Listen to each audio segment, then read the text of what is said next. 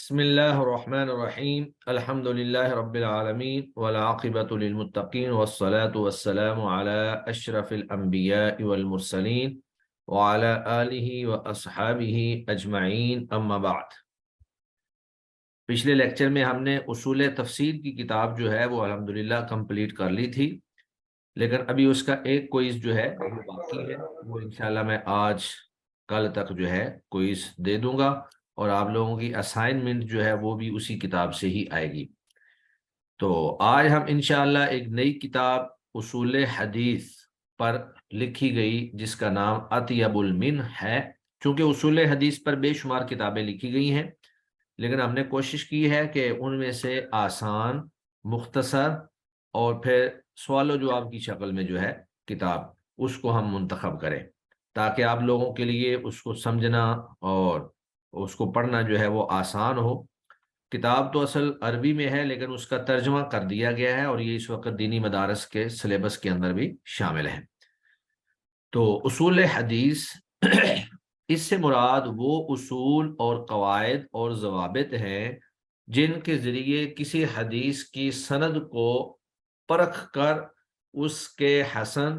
صحیح یا ضعیف ہونے کا حکم لگایا جاتا ہے۔ یعنی ان اصولوں کے مطابق آپ دیکھتے ہیں کہ کیا اس حدیث کی سند صحیح ہے یا اس حدیث کی سند جو ہے وہ ضعیف ہے، یہ حدیث اللہ کے نبی سے ثابت ہے یا ثابت نہیں ہے۔ قرآن مجید میں اللہ رب العزت فرماتے ہیں یا ایھا الذین آمنوا ان جاءکم فاسق بنبأ فتبینوا، کہ اے ایمان والو جب تمہارے پاس کوئی فاسق کوئی خبر لے کر آئے تو آپ اس کی تحقیق کر لیا کرو۔ تو تحقیق جو ہے، خبر کی تحقیق،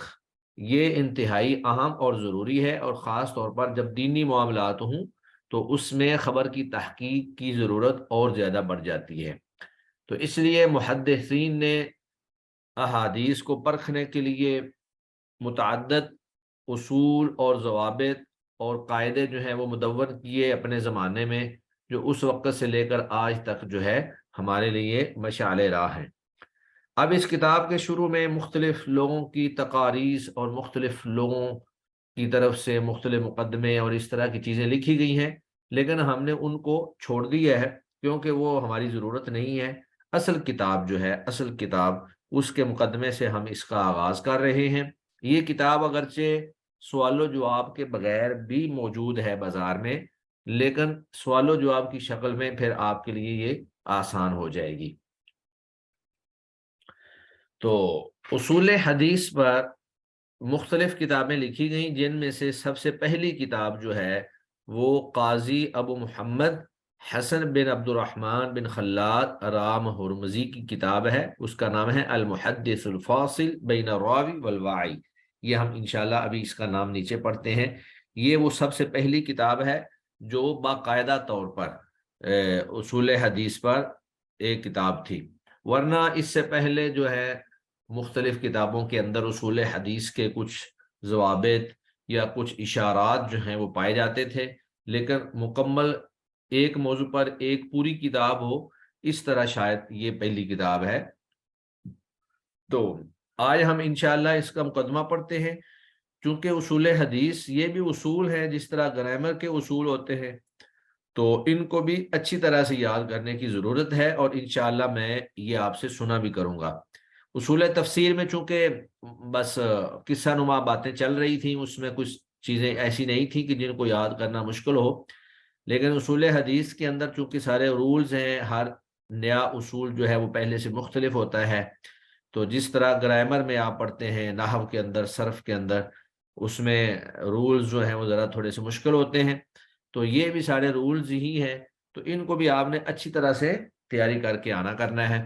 باقی آپ کا کوئز انشاءاللہ میں آج جو ہے اپلوڈ کر دوں گا، اور وہ کوئز جو ہے وہ اصول تفسیر سے ہی ہوگا۔ جی، سب سے پہلے ہے مقدمہ، تاریخ و تدوین علم مصطلح الحدیث۔ تو اصول حدیث کو علم مصطلح الحدیث بھی کہا جاتا ہے۔ اصطلاح الحدیث، مصطلح الحدیث، اصول حدیث، یہ سارے نام جو ہے ایک جیسے ہی ہیں، اور اس سے مراد ایک ہی چیز ہوتی ہے، یہ کوئی الگ الگ چیزیں نہیں ہوتی ہیں۔ تو سب سے پہلا سوال یہ ہے کہ مصطلح الحدیث کی تدوین کے مراحل کیا ہیں، یعنی یہ علم جو مدون ہوا، اس علم کو تیار کیا گیا، اس کے مراحل کیا ہیں، کیسے کیسے یہ علم جو ہے وہ تیار ہوا۔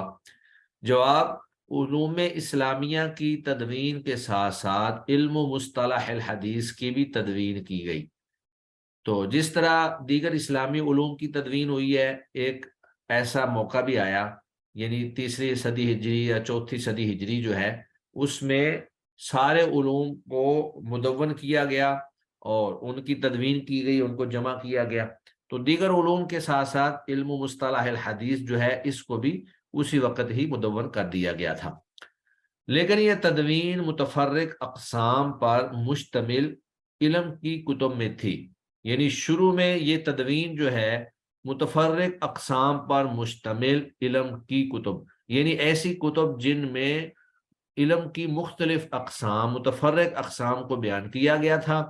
اور ان کے اندر ایک قسم جو ہے مصطلح الحدیث بھی تھی، یعنی باقاعدہ کتاب جو ہے وہ اصطلاحات المحدثین یا مصطلح الحدیث پر نہیں لکھی گئی، بلکہ بہت ساری کتابیں جن کے اندر کئی ایک علوم کو جمع کیا گیا، تو ان علوم کے ساتھ ساتھ جو ہے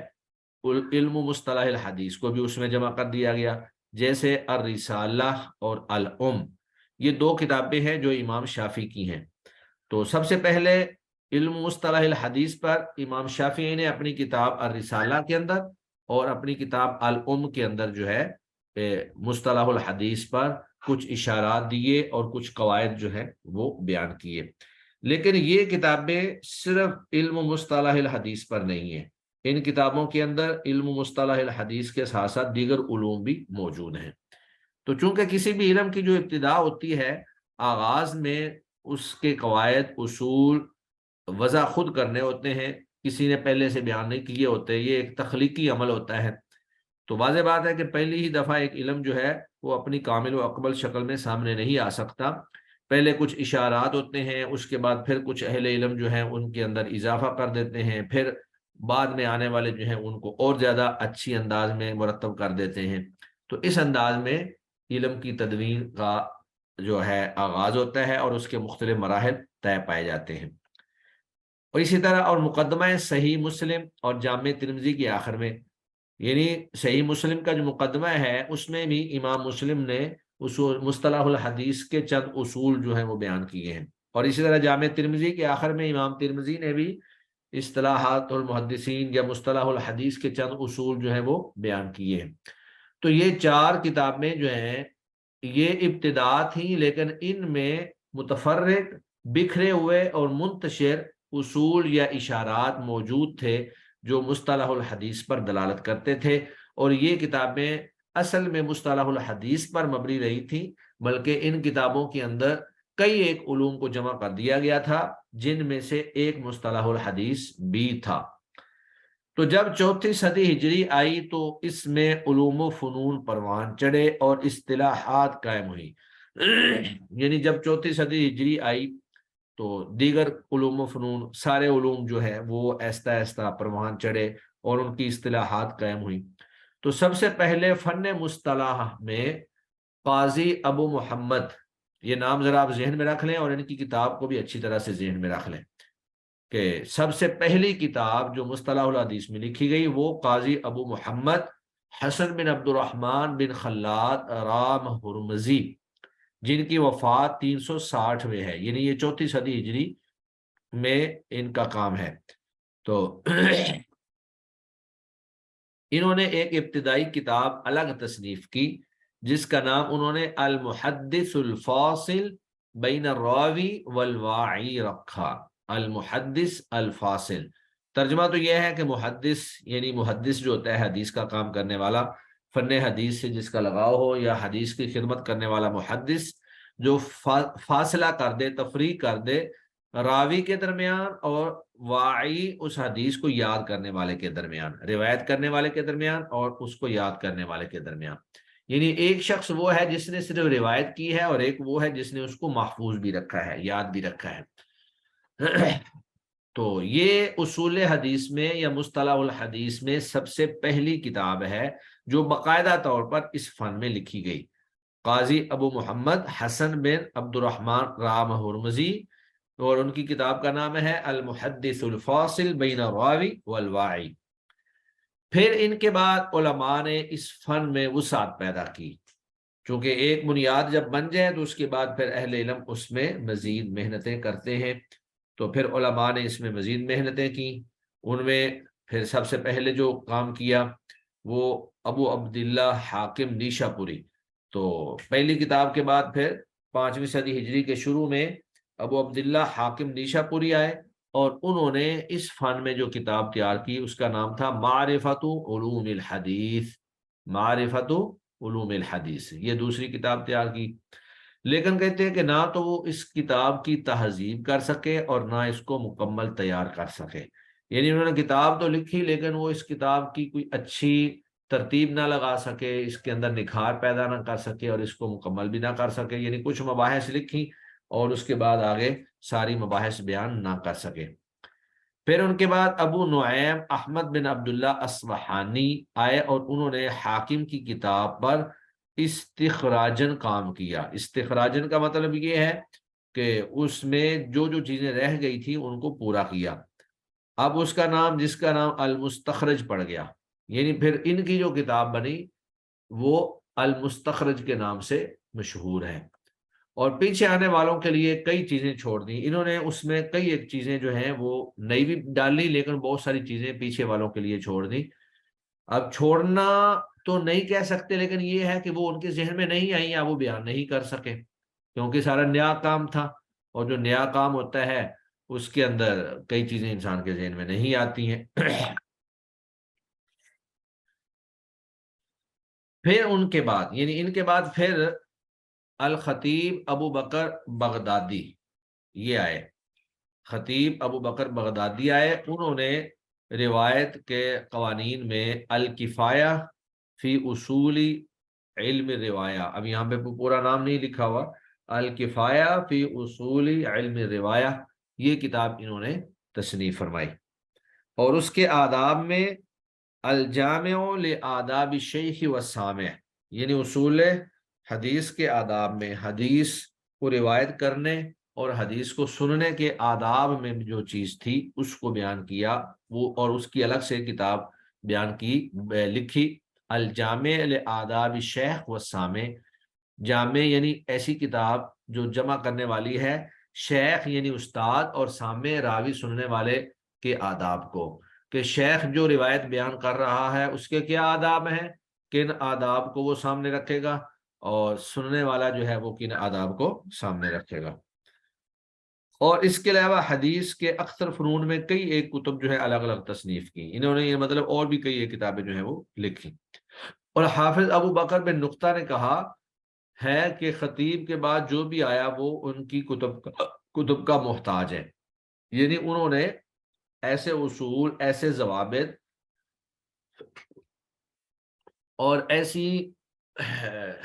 بنیادی چیزیں یا تخلیقی چیزیں پیش کر دی کہ بعد میں جس نے بھی اس علم پر کام کیا انہوں نے ان کی کتابوں سے ضرور جو ہے وہ فائدہ اٹھایا۔ پھر ان کے بعد قاضی ایاز آئے اور انہوں نے اس فن میں کچھ چیزیں جمع کی، جس کا نام انہوں نے الالماع فی ضبط روایتی و تقیید السماع رکھا۔ الالماع، الالماع کا معنی ہے اشارہ، فی ضبط روایتی روایت کو محفوظ کرنے میں، و تقیید السماع اور روایت سننے کے اصول و ضوابط میں، تو انہوں نے یہ کتاب جو ہے لکھی۔ پھر اس کے بعد ابو حفص عمر میانجی آئے اور انہوں نے اس فن میں ایک جز رسالہ تالیف کیا جس کا نام انہوں نے رکھا ما لا یسع المحدث جہلہ، یا ما لا یسع المحدث جہلہ، کہ وہ اصول و ضوابط کہ محدث جو ہے ان سے بے خبر نہیں ہو سکتا، یعنی محدث کو ان اصول و ضوابط کا لازمی طور پر علم ہونا چاہیے، اور اس بات کی کوئی گنجائش نہیں ہے کہ محدث جو ہے ان سے جاہل اور بے خبر رہے۔ پھر ان کے اور دیگر ائمہ کے بعد حافظ ابو عمر عثمان بن عبد الرحمن المعروف ابن صلاح دمشقی آئے، تو جب وہ مدرسہ اشرفیہ دارالحدیث میں تدریس حدیث کے لیے فائز ہوئے تو انہوں نے اپنی کتاب علوم الحدیث المعروف مقدمہ ابن صلاح کو جمع کیا۔ تو یہ دمشق کے اندر ایک مدرسہ تھا جس کا نام مدرسہ اشرفیہ دارالحدیث تھا، تو وہاں پر حدیث کی تدریس چلتی تھی، اور انہوں نے وہاں پر ایک کتاب لکھی جس کا نام جو ہے مقدمہ ابن صلاح معروف ہوا۔ تو انہوں نے تو اس کے فنون کی تہذیب کی اور آہستہ آہستہ اس کی املاء کروائی، اور خطیب کی متفرق تصانیف کا اہتمام کیا اور ان کے متفرق مقاصد کو جمع کیا، اور اس میں دوسری کتب سے ان کے اہم فوائد ملا دیے۔ تو انہوں نے اس کتاب میں وہ کچھ جمع کر دیا جو مختلف جگہوں پر تھا، یعنی مصطلح الحدیث سے متعلق جو مواد مختلف جگہوں پر متفرق طور پر موجود تھا، انہوں نے اپنی اس کتاب مقدمہ ابن صلاح میں جمع کر دیا۔ تو اسی وجہ سے علماء نے ان پر اتفاق کیا اور انہی کے طریقے پر چلے۔ تو ان میں سے کچھ نے اس کا اختصار کیا، یعنی ان کی جو کتاب مقدمہ ابن صلاح تھی، اس کے بعد علماء نے انہی کی کتاب پر اتفاق کر لیا اور پھر انہی کے مطابق چلنا شروع کر دیا، کیونکہ انہوں نے سابقہ جتنا کام تھا اس کو اپنی اس کتاب کے اندر جمع کر دیا تھا۔ اب پھر بعد والے علماء میں سے بعد نے تو ان کی کتاب چونکہ لمبی ہو گئی اور بڑی ہو گئی، انہوں نے اس کا اختصار کیا، جیسے امام نووی نے اپنی کتاب ارشاد طلاب الحقائق میں اس کا اختصار کر دیا۔ اب یہ کتاب چھپ نہیں سکی، اس کا مخطوطہ جو ہے وہ مکتبہ سلیمانیہ اور مکتبہ ظاہریہ دمشق میں موجود ہے۔ اور بلقینی نے اپنی کتاب محاسن الاصطلاح فی تضمین کتاب ابن صلاح میں اس کا اختصار کر دیا، اور ان میں سے کچھ نے اسے شعروں میں منظم کر دیا، جیسے عراقی نے اپنی کتاب الفیۃ الحدیث میں، اور ان میں سے کچھ نے اس پر استدراک و معارضہ کیا، یعنی بعض نے اس پر استدراک کا مطلب ہے کہ کوئی ایسی چیزیں جو اس میں رہ گئی تھی اس نے وہ بھی پیش کر دی، اور معارضہ کیا یعنی اس میں کچھ چیزیں ایسی تھیں جن سے ان کو اتفاق نہیں تھا تو انہوں نے اس سے معارضہ کیا، یعنی ان کے ساتھ تنقید کی، آپ کہہ لیں کہ مکالمہ کیا۔ تو بہرحال یہ پھر کتاب جو ہے الفیہ، یہ جو ہے مقدمہ ابن صلاح، یہ ایک مرکز اور مرجع کی کتاب بن گئی، اور بعد میں آنے والے علماء جو ہیں انہوں نے اس کے مطابق جو ہے وہ کام کیا، بعض نے اس کے اختصار لکھے، بعض نے اس کو نظم کر دیا، جیسے الفیہ تو الحدیث ہے امام عراقی کی کتاب، اور بعض نے اس کے اوپر جو ہے وہ مزید اضافہ کیا۔ اس کے باوجود ان مختصر کتب میں سب سے زیادہ نفع بخش کتاب جو ہے وہ حافظ ابن حجر رحمہ اللہ کی کتاب نخبۃ الفکر فی مصطلح اہل الاثر ہے۔ یعنی نخبۃ الفکر، یہ حافظ ابن حجر جو ہیں یہ چونکہ امام عراقی کے بھی بعد میں آئے، تو انہوں نے پھر ایک کتاب لکھی جس کا نام ہے نخبۃ الفکر فی مصطلح اہل الاثر، اور بہت سے علماء نے اس کی شرح لکھی۔ ان میں سے حافظ ابن حجر خود بھی ہیں، اور ان کے بیٹے محمد بن احمد بن حجر نے، اور عبدالرؤف مناوی اور محمد صادق بن عبد الحادی سندھی نے بھی اس کی شروح لکھی۔ تو نخبۃ الفکر جو ہے یہ بھی مصطلح الحدیث کے اندر ایک معروف کتاب ہے، اور اسی طرح ان میں سے ایک جماعت نے نخبۃ الفکر کو شعروں میں منظم کیا، ان میں سے شہاب الدین احمد طوفی اور محمد بن اسماعیل امیر صنعانی ہیں، اور اس نظم کی سب سے مختصر نظم المنظومۃ البیقونیہ ہے، شیخ عمر بن محمد بن فتوح بیقونی دمشقی کا۔ اور ان میں سے جنہوں نے اس کی شرح لکھی نواب صدیق حسن خان رحمہ اللہ بھی ہیں، اور انہوں نے اس کا نام لکھا العرجون فی شرح البیقون۔ اور اس میں تحریر کی گئی کتب میں سے امام سیوطی کی کتاب تدریب الراوی شرح تقریب النواوی ہے، امام سخاوی کی کتاب فتح المغیث شرح الالفیہ ہے، اور امام ثانی کی کتاب توضیح الافکار شرح تنقیح الانظار، اور جمال الدین قاسمی کی کتاب قواعد التحدیث من فنون مصطلح الحدیث، اور جزائری کی کتاب توجیہ النظر علی علم الاثر۔ یہ کتابیں مزید جو ہیں اس موضوع پر لکھی گئی۔ تو مقدمے کے اندر جو بات ہم نے پڑھی ہے وہ یہ ہے کہ جب علوم کی تدوین ہوئی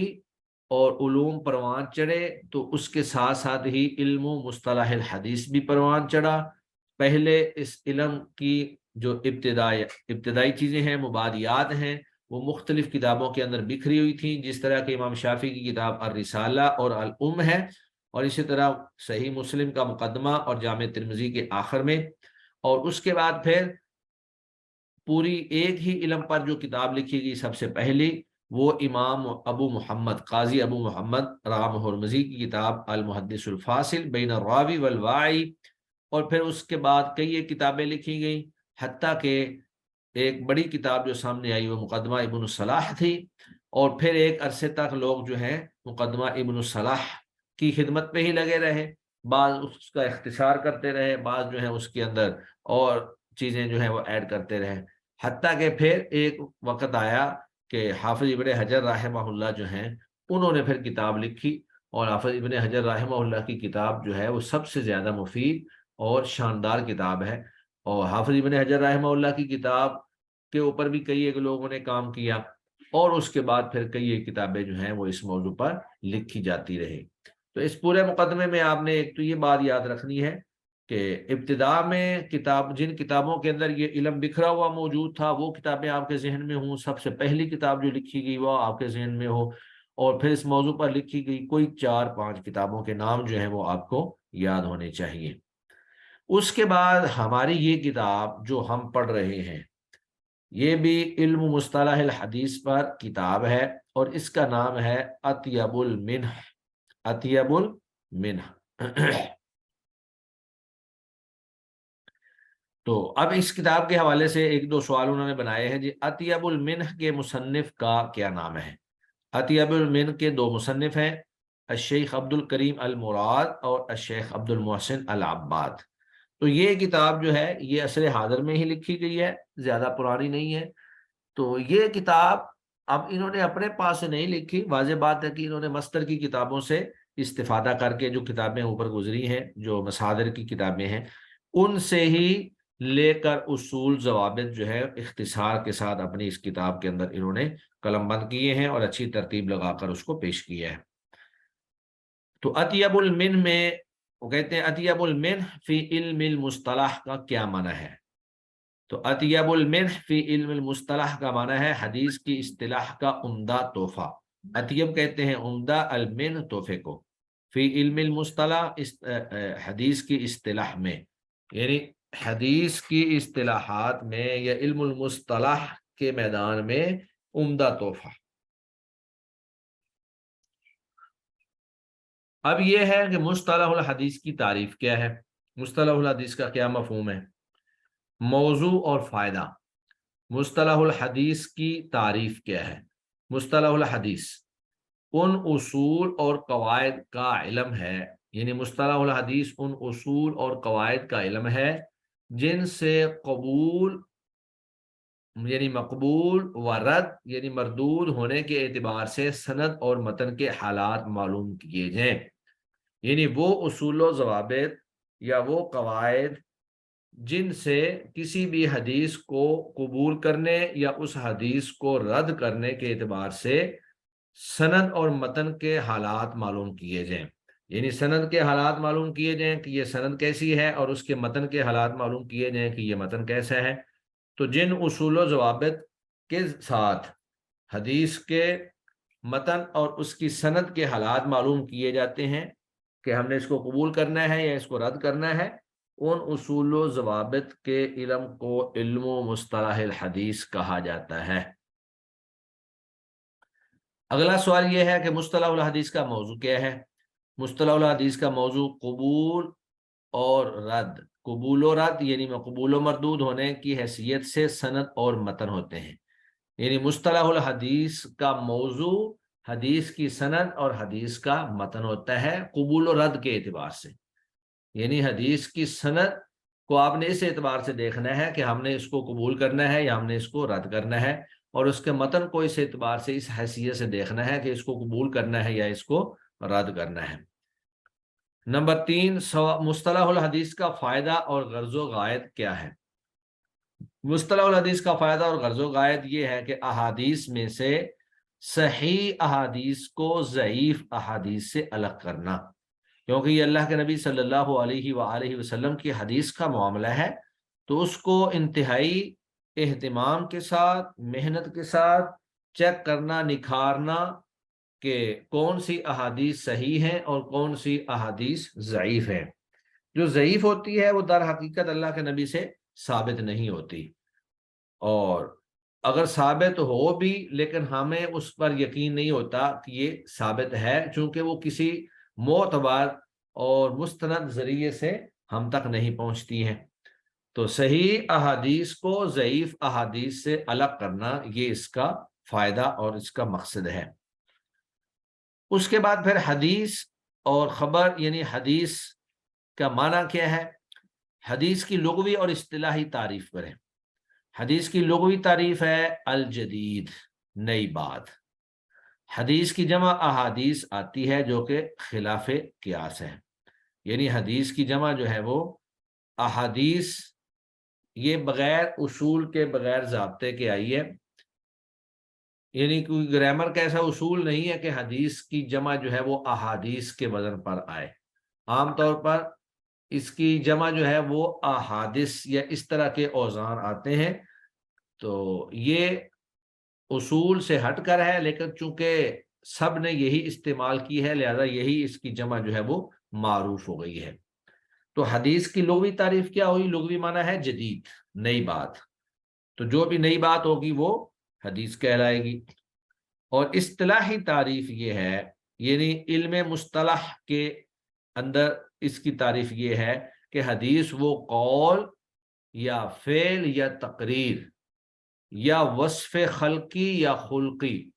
ہے جو نبی کریم صلی اللہ علیہ وسلم کی طرف منسوب کیا گیا ہو۔ اب میں اس کی ذرا وضاحت کر دیتا ہوں۔ حدیث سے مراد وہ قول میں نے بات ہوتی ہے کہ اللہ کے نبی صلی اللہ علیہ وسلم نے کوئی بات کی، جیسے آپ نے فرمایا کہ انما الاعمال بالنیات، کہ عملوں کا دار مدار نیتوں پر ہے، یا فعل آپ صلی اللہ علیہ وسلم کا عمل، کہ صحابہ کہتے ہیں جی اللہ کے نبی نے نماز پڑھتے ہوئے جو ہے رکوع کیا، سجدہ کیا، آپ نے رفع الیدین کیا، آپ نے آمین کہا، آپ نے سورہ فاتحہ پڑھی۔ تو اس طرح کی احادیث جن میں آپ کا عمل جو ہے وہ پیش کیا جائے۔ تقریر سے مراد وہ حدیث ہوتی ہے کہ آپ کے سامنے کوئی عمل کیا جائے اور آپ صلی اللہ علیہ وسلم اس پر خاموش رہیں۔ تو اگر آپ اس پر خاموش رہیں تو اس کو تقریری حدیث کہتے ہیں، اور وہ چیز ثابت شدہ ہوتی ہے، کیونکہ اگر وہ چیز حرام ہوتی تو اللہ کے نبی ضرور اس پر بولتے اور خاموشی کو توڑ دیتے۔ تو جو عمل آپ کے سامنے کیا جائے اور آپ اس پر خاموش رہیں تو اس کو بھی حدیث ہی کہتے ہیں، اور وہ تقریری حدیث ہوگی۔ یا پھر وصف خلقی، یعنی آپ کی جو تخلیق ہے، آپ جس میں وہ احادیث جن میں آپ صلی اللہ علیہ وسلم کے حسن، آپ کے بال، آپ کا سینہ مبارک یا آپ کے چہرے کے اوصاف بیان کیے گئے ہیں، تو خلقی یعنی تخلیقی اوصاف جو ہیں جن احادیث میں بیان کیے جائیں، یا خلقی یعنی اخلاقی اعتبار سے کہ اللہ کے نبی کا اخلاق ایسا تھا، آپ نے ان مواقع پر یہ کیا۔ تو یہ تمام قسم کے معاملات، یعنی کسی کے اندر اللہ کے نبی کا قول یا آپ کا عمل یا آپ کی تقریر یا آپ کے وصف خلقی یا وصف خلقی کا تذکرہ ہو تو اس کو حدیث کہیں گے۔ اب حدیث کے معنی میں ہی ایک لفظ جو ہے وہ استعمال ہوتا ہے، خبر۔ تو خبر جو ہے یہ بھی حدیث کے اوپر ہی بولا جاتا ہے۔ تو خبر کے حوالے سے محدثین نے مختلف اقوال جو ہیں وہ بیان کیے ہیں کہ خبر سے کیا مراد ہے۔ خبر کی لغوی اور اصطلاحی تعریف کیا ہے؟ خبر کی لغوی تعریف ہے النبا، یعنی خبر دینا، اور اصطلاحی تعریف اس کی 3 تعریفیں کی گئی ہیں۔ خبر جمہور محدثین کے نزدیک حدیث کا ہم معنی ہے، یعنی جمہور محدثین کہتے ہیں کہ حدیث کا ہم معنی ہے خبر، آپ خبر کہہ لیں یا حدیث کا لفظ بول لیں، دونوں سے مراد ایک ہی چیز ہے۔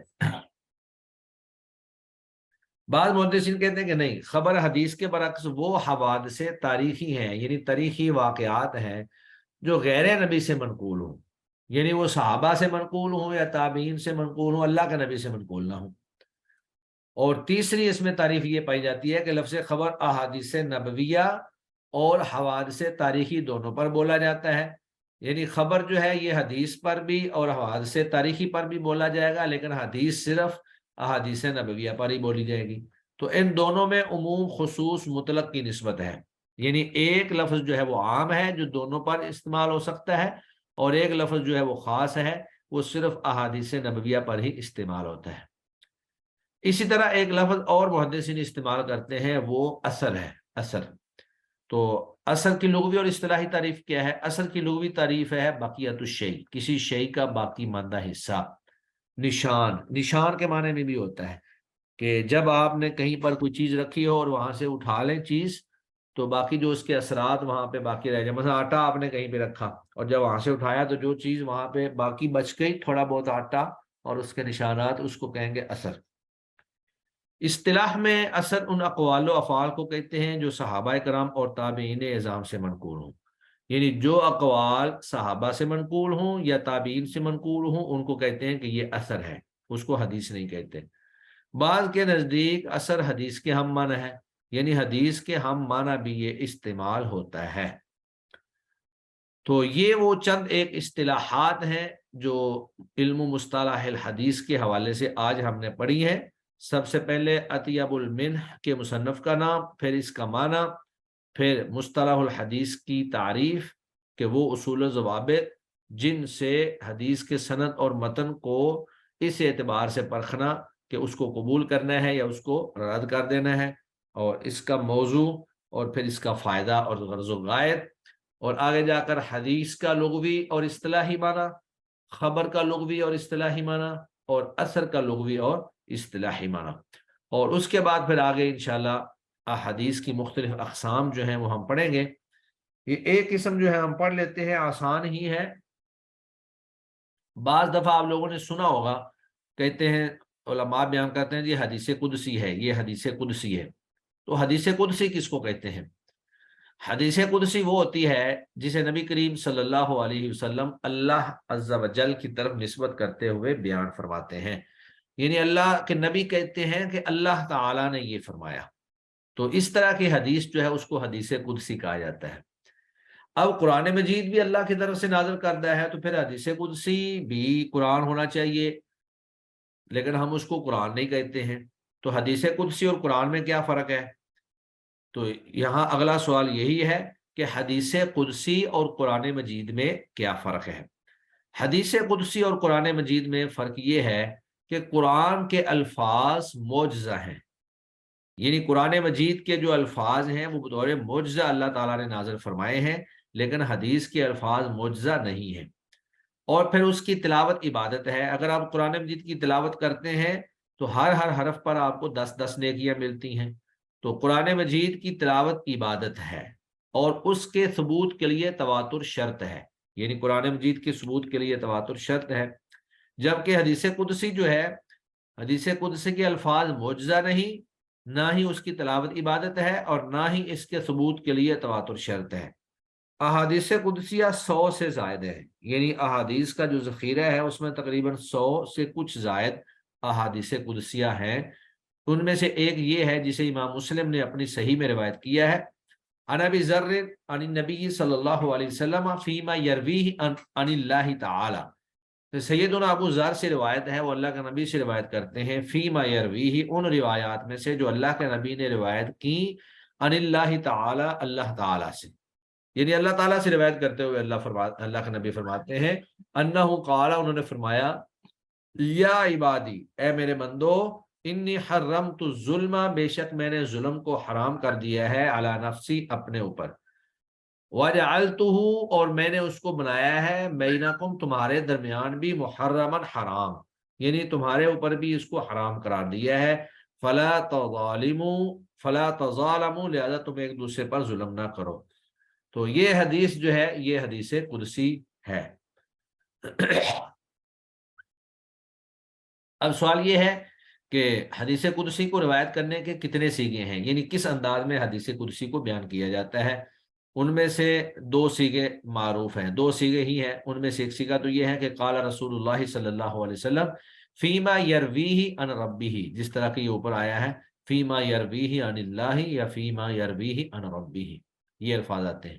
یا پھر اللہ کے نبی فرماتے ہیں، قال اللہ عز و جل فیما رواہ عنہ رسولہ، اللہ تعالیٰ فرماتے ہیں اس چیز میں جو ان سے ان کے رسول نے روایت کیا۔ تو یہ دو طرح کے الفاظ جو ہیں سند کے شروع میں، حدیث کے شروع میں آئیں گے، تو جہاں بھی اس طرح کے الفاظ موجود ہوں اس حدیث کو آپ حدیث قدسی کہیں گے۔ اردو میں آپ سادہ سا یہ سمجھ سکتے ہیں کہ جس میں اللہ کے نبی صلی اللہ علیہ وآلہ وسلم یہ بیان کریں کہ یہ بات اللہ نے کہی ہے، یعنی اللہ کا نبی فرمائیں کہ اللہ نے یہ کہا ہے۔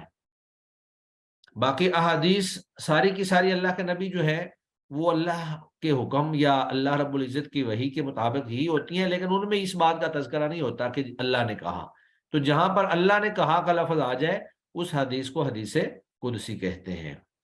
تو آج کا ہمارا لیسن انشاءاللہ اتنا ہی ہے۔ اس میں آپ لوگوں نے اصطلاحات چند ایک ہیں، زیادہ مشکل نہیں ہے آج تو اس کو آپ نے اچھی طرح سے یاد کر کے آنا ہے۔ نیکسٹ لیکچر میں انشاءاللہ پہلے میں آپ سے یہ سنوں گا اور اس کے بعد جو ہے ہم آگے پڑھیں گے۔